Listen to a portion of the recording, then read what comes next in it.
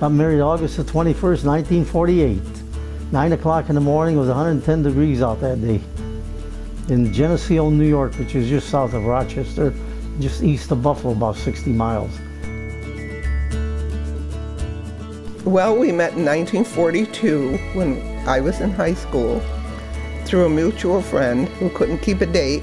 We were going to go to the show that night and he couldn't make it, so he says, "Hey Don, take Mary to the show." And I took her to the show and we just started dating again.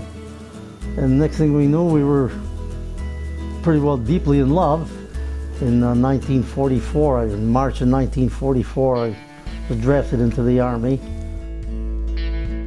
I was with the 7th Army, 5th Infantry Division, 3051 Quartermaster Salvage and Collecting. I was in Rochester, New York, working for the telephone company, right in the thick of the war.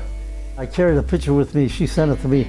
I carried that when I was in the States and all through the war. And I give it a kiss every night before I went to bed.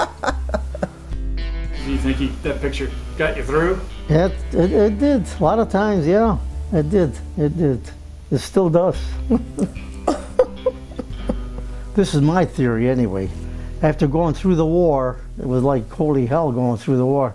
And we wrote to each other just about when I could. She wrote every day. I could when I could. But when I got home, I really wanted to, I was ready to settle down. I became a man. And I found the one that I'd like to go to live with the rest of my life. We talked it over and decided, and here we are 68 years later talking, still going strong. We lived a good life. We lived during the Depression, we lived through the war, the marriage, the working, the good times, the bad times, and here we are both 90 years old and still going strong. The good Lord has been with us. And we've been married 67 years. Going on 68. Going on 68. Right.